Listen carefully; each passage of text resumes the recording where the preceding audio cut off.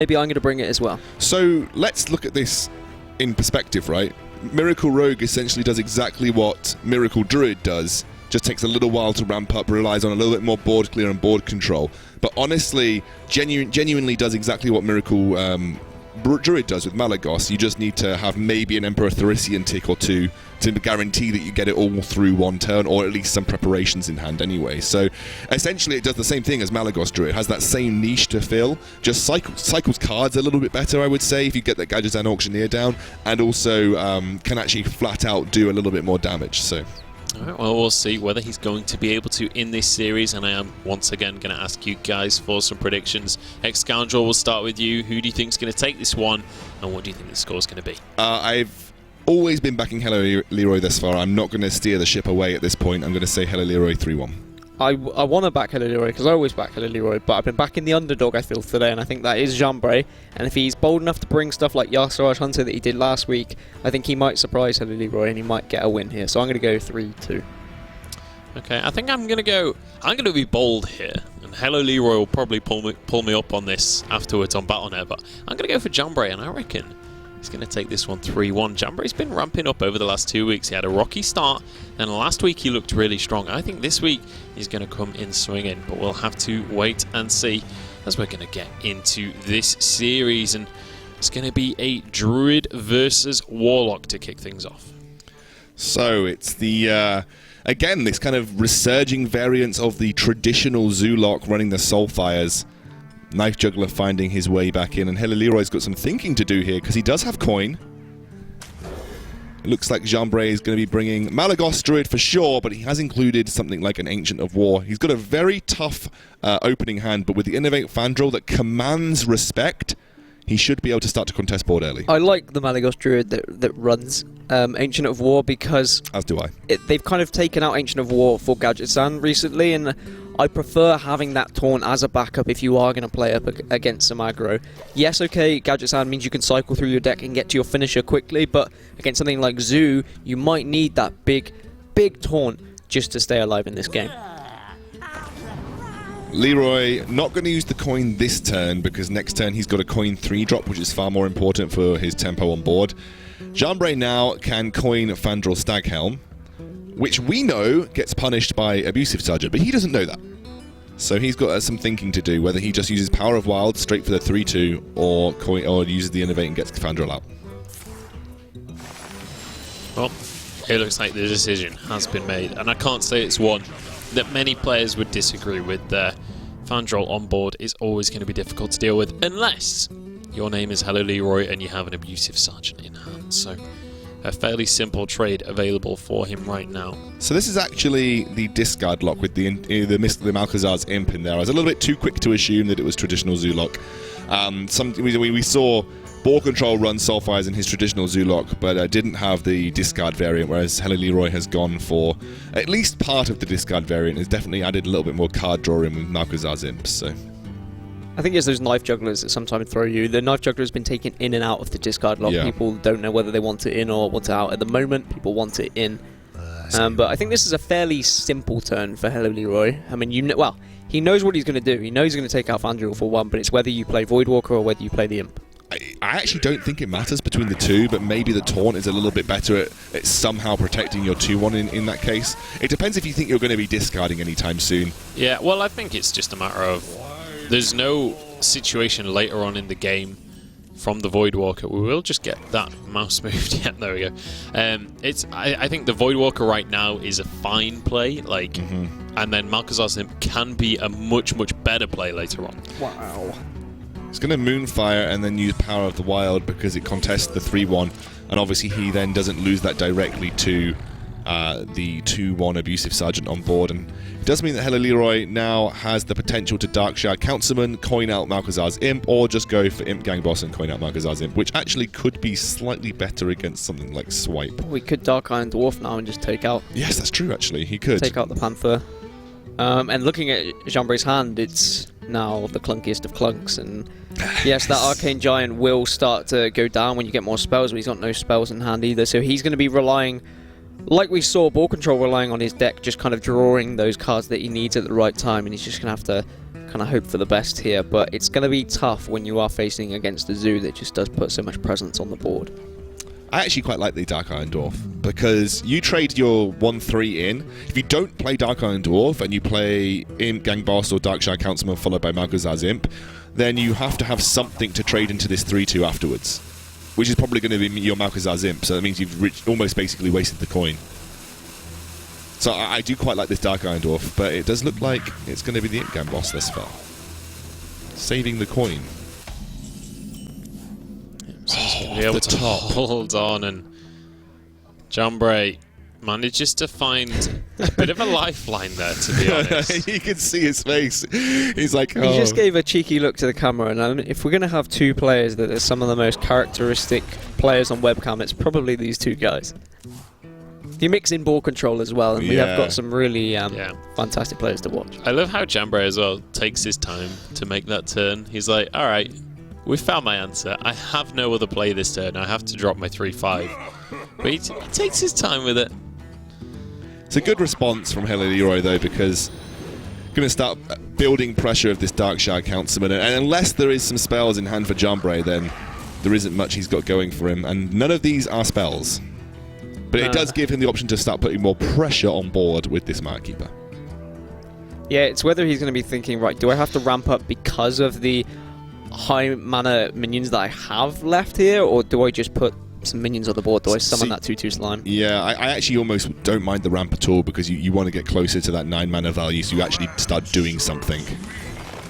He is going to opt to ramp up, and I think you kind of have to, and you also got to lean towards that later game of hoping for Yogg as well, because Yogg can turn things around. It does have that comeback mechanism. So this is a turn for Leeroy where Dark Iron Dwarf comes in. I think you Dark Iron Dwarf. Well, this is what I would do personally: Dark Iron Dwarf onto, or even Knife Juggler followed by Dark Iron Dwarf with the coin if you want to, onto the 2-2-1. You trade up into the Avada Teacher. Maybe trade your 3-5 into the 3-3. Just look to get complete board control. Flood it as much as possible, and then you can think about refilling your hand later. Yeah, he's also, I think Dark Iron Dwarf here is fine. You could just do it onto the 1-1 Imp, trade into the 3-3, and now you've buffed your Councilman up. You can take down that Violet Teacher nice and easily as well. So yeah, it's just going to be where that juggle hits. It might change his decision, but I don't think the ordering particularly matters here. Or you maybe can try and save your Imp Gang Boss and trade your Darkshire Councilman into the 3-4, because you have the same result anyway, and then use your Dark Iron Dwarf on the Imp, and that keeps your 2-1 alive, so that it's slightly more protected against something like Swipe, which is what he's going to do. It is the better play. It took me a little while to get there, but even gets rewarded with a nice juggle to face too. Alright, well, an answer has once again been found by Jambre, who looks pretty pleased with himself about that one. And well, there's an Ancient War. So, hello Leeroy. Unfortunately, this is one of the big weaknesses of this deck, is Doomguard though. When you're against these massive threats, you can struggle to take them out. Doomguard there, but would have to sacrifice his Councilman if he wants to use it this turn. Yeah, he could also tap Hope for a 1-drop, play Darkshire in a 1-drop. But Doomguard seems the safer option, because at least it survives to Doomguard another day. Yeah, and if the juggle hits the end, if the juggle hits, that's fantastic, because then he just trades Dark Iron Dwarf and keeps the 6-2 on board, forces some sort of response. Well, the damage is certainly starting to get layered on in here by hello Leeroy. That's not Falco. Who's really Jambre just that is struggling game, yeah. at this point, and that is, I think you guys are absolutely right on that one, going to be game. 15 damage on he'll get a right juggle, now. and he'll get, if he gets a minion, he'll get a juggle, and of course he'll buff up that Councilman, so there's not really going to be much for Jambre to do except hero power and hope for the best. I mean, well, even if he gets Soulfire, that's still 4 damage, so you only have minions and Soulfire in this deck, I think, so. And I think he knows that, and that's why he concedes, and that will be Leeroy giving the guns and saying, go 1-0 up. Yeah, absolutely. So Jambre now 1-0 down, and so far, to be honest, really struggling with that Druid, and that was...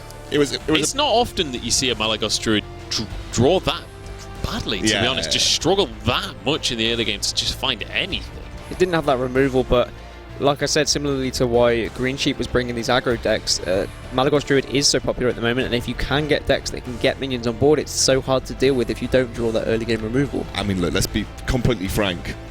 He lost because he had Malagos and Arcane Giant in his opening hand. Like that's two dead cards for the entirety of the game. But then also there was only so much top decking was going to provide for him. Like every single time he needed something from the top of his deck, he ended up getting it. Maybe the Maya Keeper could have been considered slightly clunky, but generally he was getting top deck after top deck, and he was going to run out of answers at one point, and Hello Leeroy just continuously had the pressure. It was one of the most consistent decks to apply pressure with, and he was able to do so. So is this Death Rattle Rogue, or is this what you said? Is this the Peddler Rogue that you were talking about? The fact that Barnes is there makes me think this is N'Zoth Rogue. And Double Undercity Huckster would either lend itself to Burgle or N'Zoth Rogue, but the Barnes makes me think N'Zoth. Interesting that Deadly Poison's teched in here, because a lot of people have just scrapped Deadly Poison entirely, and I think this is more of a choice against Zoo decks, for instance. You know, just gives you a little bit more pressure in the early game versus those particular decks. And looks like Fatigue Warrior once again. Leeroy did bring this last week, and he got a win against a Malagos Druid with it. So clearly very confident with this particular style of deck. Now, it's whether against this rogue he can kind of get enough removal early on and start to put a little bit board presence, start to armor up just to try and get out of range of any sort of combos. But to be honest, I don't really know what this deck is capable, what this rogue deck is capable of. If it is N'Zoth Rogue, then its late game can be extremely powerful. If it's the kind of Burglar Rogue, then it's what do you get from those Burgles? Blood to Ica is a great steal for Undercity Huckster, not only because it is quite a good card for Rogue with spell power, but also great for comboing. You've got a really good turn next turn for Jambre.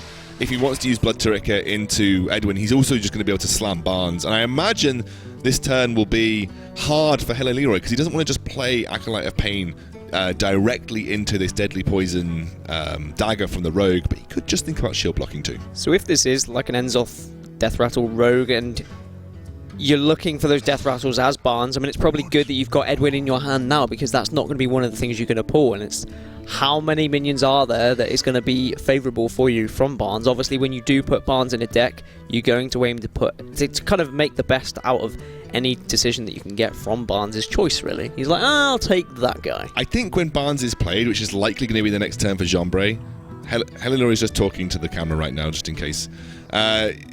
You would be then pretty sure as Hello Leeroy that it is going to be a Death Rattle Rogue, because you probably wouldn't see that in a Burgle Rogue. Looks like it's going to be Cold Blood. That's an interesting addition. Who's going to join Barnes at the theatre tonight? Just an Azure Drake. I mean, it's got spell damage, so it's not the worst in the world, but it will probably just fall to anything. Anything. Yeah, absolutely anything. Hello is probably a little bit confused, but I guess now he sees that it's Azure Drake. Doesn't really give any more information about the deck in particular. In fact, I'm still just assuming this is N'Zoth Rogue. Actually, the hit comes through from Jambre. He doesn't want to see the shield slam come through for easy with just another hero power. And that's going to force either shield slam from shield block or bash shield slam, for instance. When Barnes was first released, I was assuming it was going to make its way into most decks, just because even if you don't get anything great, he's still got a 3-4 and a 1-1, essentially like a 4-5 body, which is a great turn 4 anyway. But it's that high roll possibility that I was just expecting it to be included in a lot more decks, and it has found its way into a few, but it's not been an auto-include like something like Emperor was when that came out. Problem is that you're talking about 4-5 body, right? It's not really a 4-5 body, and if you want to run a 4-5 body, you run Chillwind Yeti, which I know Chillwind Yeti did see some play, believe it or not, a long time ago, maybe like last year. People started including it in Ramp Druid just because it's a 4-5 for 4. But one of the biggest issues with Barnes is that you really need to get the value out of his summon. Otherwise, it's kind of like a slow/awful turn 4 play. /awful. Yeah. Yeah, it doesn't feel too great for Jambre, and especially now, this is quite a tough turn for him as well. I mean, you've got the possibility to eviscerate first, but you only do it for 2, and then you could play Edwin, but then it's just a 4-4, and having 2 combo cards and having to kind of lose out on one of them isn't particularly great. And you don't really want to waste this Deadly Poison on your dagger either, and then re-dagger. because you're wasting the deadly poison just on face, which both times have gone to face. And it's also going to mean that Hello Leeroy could now play Acolyte of Pain and feel moderately comfortable about it. Also could just play Ironforge Portal. We'll see what he's going to opt to go for this turn. Gorehowl comes into hand as well, so that's going to be useful later on, especially if we start to see a fairly hefty Edwin Van Cleef come down. But it's just going to be Acolyte of Pain and Hero Power from Hello Leeroy. And Jambre, he's finding a lot of very situational cards right now. He's got a lot of answers to certain scenarios, but against a Fatigue Warrior, they're all scenarios that I fear aren't going to pass. This is almost like there's two options for Jambre I see here. You sap the Acolyte, or you literally just hit his face and re-dagger. Because otherwise you're just going to be giving card draw to the Warrior. There's no other particularly happy solution for Jambre without drawing at least 2 cards for Hello Leeroy. I feel like there's too many spells in this deck for this to be an Enzoth rogue. I think it's just that kind of rogue that you saw, that kind of combo rogue. It just includes the Hucksters as well, which was very popular when the Hucksters first came out. No, you're right. I think I would have seen more Death Rattles by the time if it was Enzoth rogue. Maybe it's literally just kind of like a Miracle-esque Yogg rogue.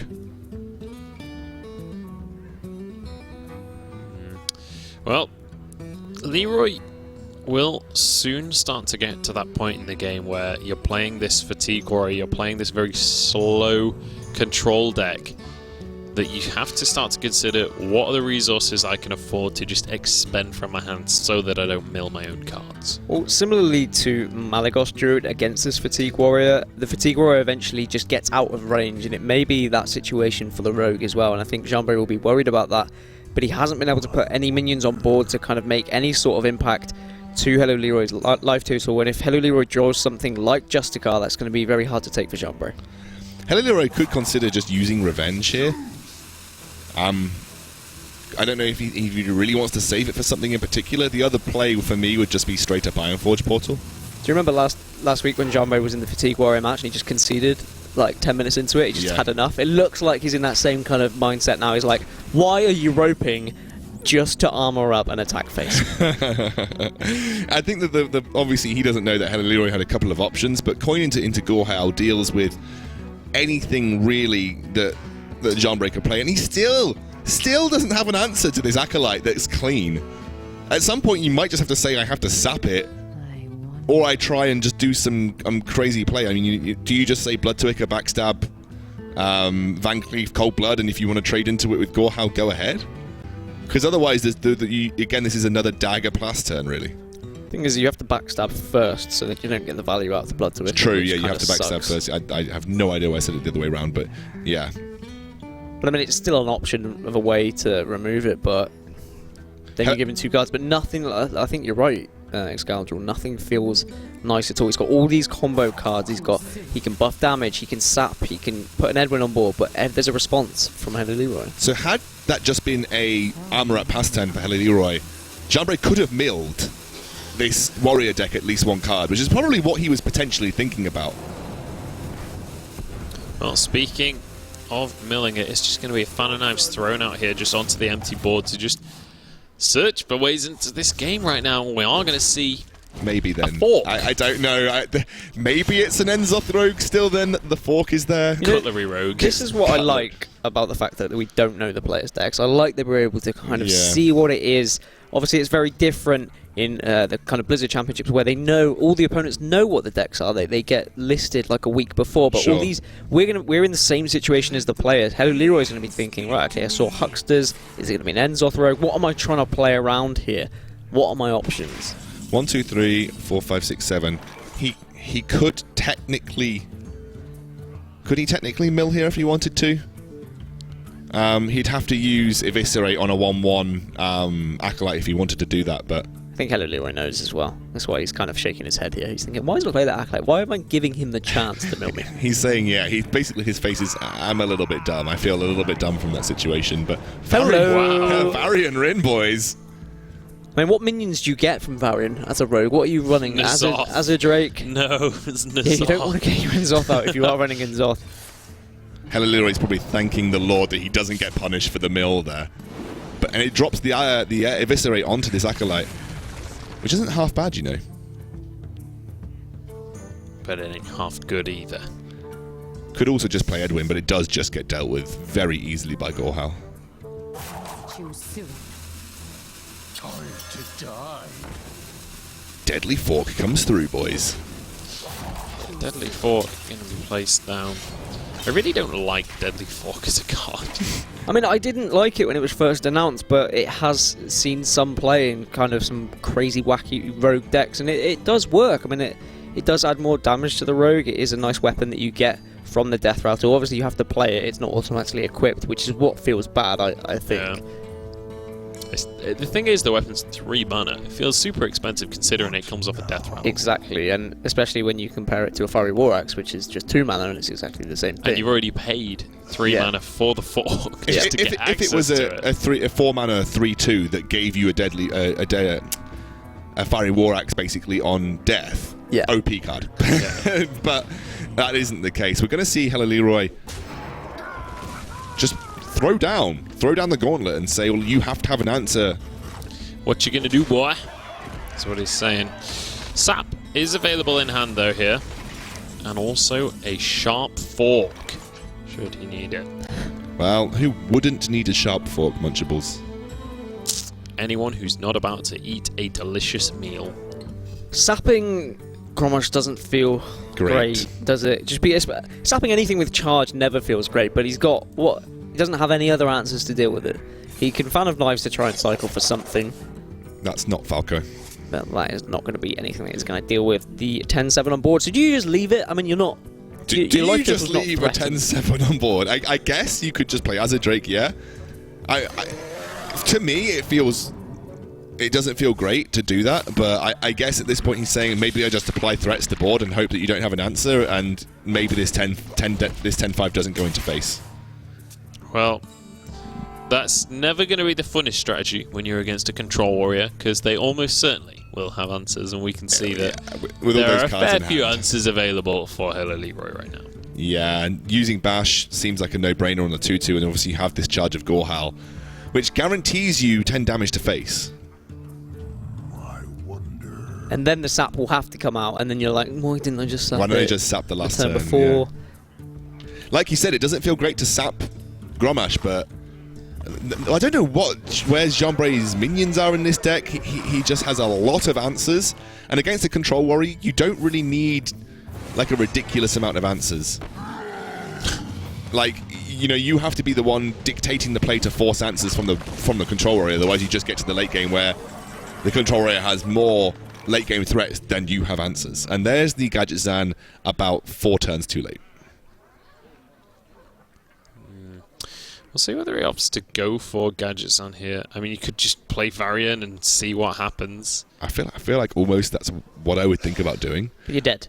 Yeah. I mean, unless he knows he's got taunts in. Taunts. The other thing, yeah, true, you're just dead on board. The other thing that I would think about is just trying to start this cycle of the Gadget Zan. You go Gadget Zan, Sap to start with. You've got the Cold Bloods there. You've got Backstab. Just Backstab first is Yeah, just sure, it's free. 0 mana. But what's he looking for?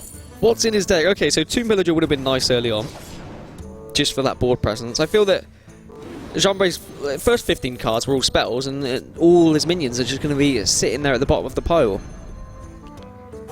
Too soon. So he's reluctant to Cold Blood up this Gadget Zan, because, I mean, the Cold Bloods is probably his win condition, right? That burst damage. He's dead anyway, right? Because next turn, Hello Leeroy can just Grommash Slam. And then that's 10 plus 4 plus a 5 mana, a 5 damage Gorhal. So Jambre knew. Yeah. I'm super curious now as to what is in the rest of that deck, because that rogue deck just seemed lackluster. I just think it was like it was an old school kind of Miracle Rogue. They just had a few Death Rattles in there. Right? I mean, maybe really? Enzoth? I was still banking on Enzoth Rogue, genuinely. Just I think he just drew all of his spells, no Gadget Zan, and no Death Rattles. I don't know, maybe he had a little bit of everything in the late game. Maybe he literally just had Yogg and Enzoth at the end. Yeah, I don't know. I mean, to be fair, it is a card game. Maybe he just got unlucky, and we only saw like half of his deck. The other 15 could have all been minions for all we... Could have been Dragon Rogue, for all we know. Very unlikely, but it could have been. You never know. But We'll see what they're going to bring to this potentially final matchup now, as Leeroy, I believe, is 2-0 up, if I can count, which is unlikely at this stage. Is that right? Yeah, he's 2-0 up right now. Yeah, I am right. I thought I was right. You made me question myself. I was going to be like, yeah, of course he is. And I was like, wait, what if I'm wrong? I don't want to be wrong. I want to be the guy that says that. Because you were doubting yourself. You're meant to be the guy that knows everything, Munchables. I am the guy that knows everything. Good. I was just testing your knowledge. So it is 2-0. I was just putting you on the spot. So what's the last deck remaining for Leeroy? I was trying to think. I didn't write them down. I should have written them down. Oh, the production are on point. It's Druid, mate. It is Druid. It is Druid. So last week he brought Malagos Druid, if I'm correct. Yes, he did. First week he brought Token Malagos Druid, or maybe just Token Druid. I think it was Token Yogg Druid first week, then now it's Malagos. It was Malagos Druid the second week, and this week it could be either or. Well, there's a Yogg Saron. Just stating the obvious over here, Captain Obvious. Dan's face when I said it could be either or, he just looked at me like, oh, dude. No comment. Well, at least there's a couple of minions this time. We've got a Swashbuckler for turn 1. We've got the Coin Tomb Pillager turn 3. We've seen worse games with this rogue deck, specifically one worse game. The only other game we've seen with this rogue deck. Interesting, he didn't want to play the Swashbuckler, then. Is he just doesn't want to offer up the free trade? I mean, actually, it would have probably worked in his favour. Maybe he wants to save it for an Edwin kind of combo. Yeah, that's the thought process I had. He doesn't have anything else to proc Edwin, so he's kind of saving maybe that 1 mana card for the Edwin proc. Because next turn he could either coin, Swashbuckler, Edwin, and then the follow-up can be Barnes. That gives you a pretty hefty Edwin. Now that we've seen some of Jambre's deck, what are you wanting to pull from Barnes? Deadly Fork? One of the Hucksters? Deadly Fork isn't bad. Anything with a Death Rattle from Barnes is always value. I think actually a really good one is Tomb Pillager. It just gives you another free coin for Gadgets and Auctioneer. But there is one Tomb Pillager in hand already, so it gives you slightly less percentage chance of that happening. So soon, Leeroy can innovate Yogg, but I don't think that will be the play. On Jambre's side, he has got the option now to coin out Barnes, which he did do last game. Didn't work out too well. He's basically got 3 options here. Coin Tomb Pillager, coin Swashbuckler, Edwin, or coin Barnes. Coin Swashbuckler, Edwin gives you 7 power on board. Coin Tomb Pillager gives you a 5/4 with a Death Rattle for a coin. And coin Barnes can give you literally anything. I like getting the heavy Edwin on board, but we can see the mulch. Yeah, the mulch is there. But maybe Leeroy will mulch and Jambre will get another Edwin. Well, Fandros Taghel would be great if Jambre had any Druid cards, but I'm not sure he's going to be running any in his rogue deck. So mulch comes through, but then you think, do you hero power or do you wrath for card draw? I like card draw just because you have got both of those innovates in hand, and you're like, what are you innovating to? And at some point after the ramp, those innovates can become somewhat useless. For sure. Mulch is there.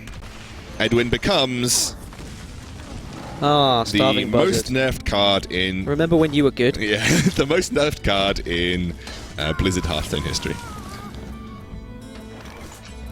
Well, now turn 4, he's got to decide between Barnes and that Tomb Pillager. I mean, in all situations, Barnes is always going to be most effective on turn 4, but seems to value that Tomb Pillager.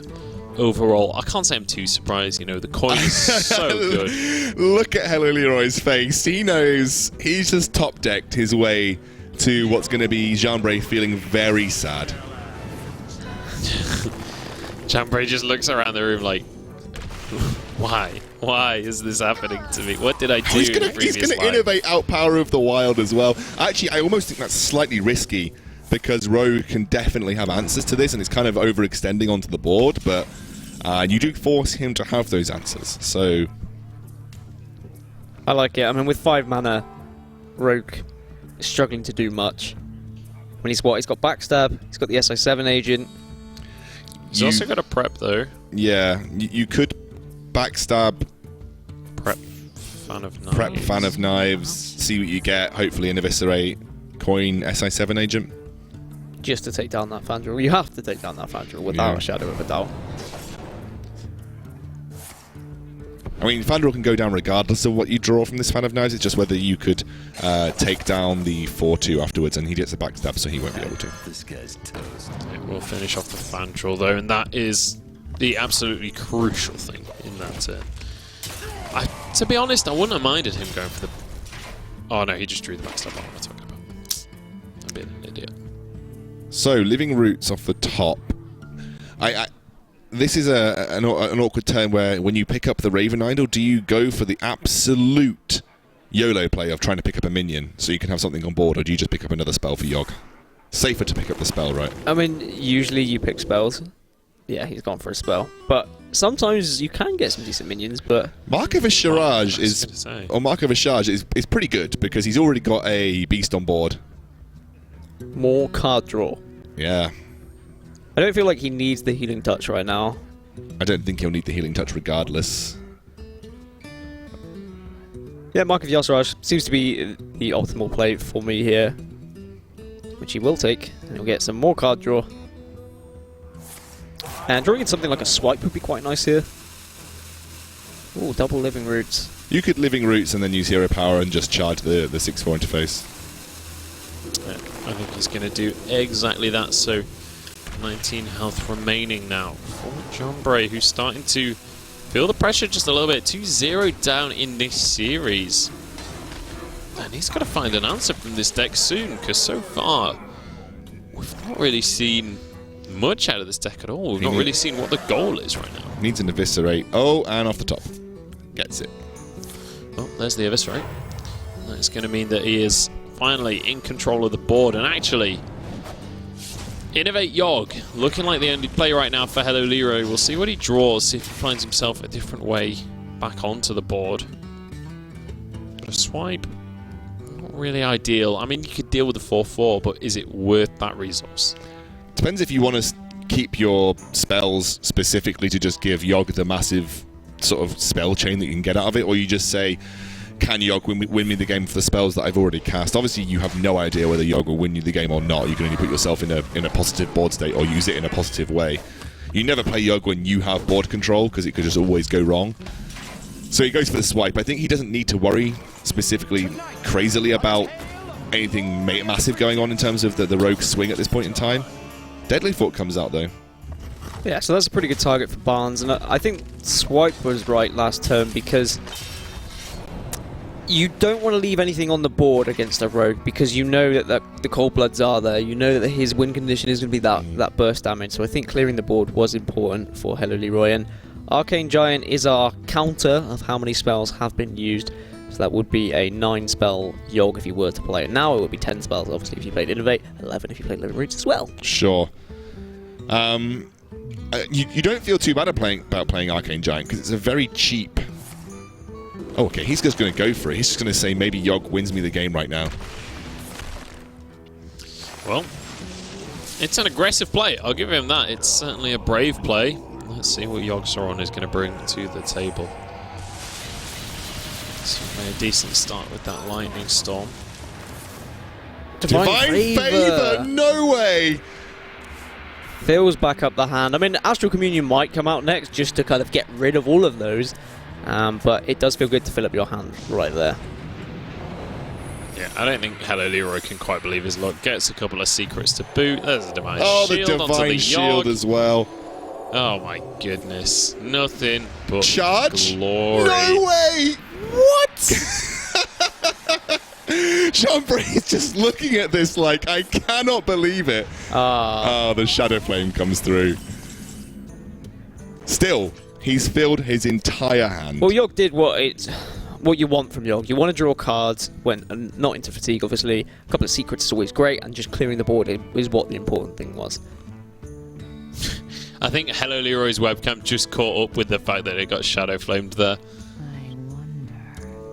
Oh my goodness, what a turn. Well, Fandral Staghelm comes out, but I don't think there's a whole lot of value available. Sharp Fork going to be played. I mean, Hello Leeroy's got so many options now. Yeah, unfortunately I think it's probably game over for Jambre, because Hello Leeroy can now drop both Arcane Giants as well as an Ancient of War, and that is a disgusting board. There's no AoE board clear anymore for Rogue since obviously Blade Fury didn't get nerfed for minions, but got nerfed in general, so people just don't play it anymore. You can spam the board against Rogue, and you have absolutely zero drawbacks for doing so usually. And the only clear really for Jambre is those saps. So, I mean, even if you're going to sap back an Arcane Giant, they just get to play it for 1 again next turn. It's not going to be great, but Hello Leeroy is actually just going to push some damage here just to basically say, look, next turn I've got lethal, what are you going to do about it? And to be honest, it looks like it's going to be yet another 3-0. It's going to be in the favour of Hello Leeroy, and it's going to be a hard one to swallow for Jambre with this kind of experimentative Miracle Rogue deck that he's brought. More of a traditional Rogue deck, I guess, but the fact that it had those Undercity Hucksters, the fact that it had those Deadly Forks, it was a little bit different, but it's not going to work out for him. No, unfortunately, not really able to get too much going for himself with that Rogue. And for the second time tonight, we're going to have a 3-0 on our hands. Hello Leeroy pulling a blinder on that one, joining Green Sheep in this week's Hall of Fame. And that is going to mean that Hello Leeroy, I believe, is still currently undefeated. So fantastic stuff coming out from him. He's going to be matching his friend Ball Control. Didn't quite get the score right this time, guys, but I did get the correct guy. Doesn't count. Okay. Round of applause. You've had too many right for us to allow that to count. Okay. I will say I backed the right horse though, so. But that is the 2 guys at the top. Yeah. Well, there's 3 guys at the top that had a chance today to continue their form and to go 3-0, and now we will be looking at Mysterious, whether he can keep up with the rest of them, and we could have 3 players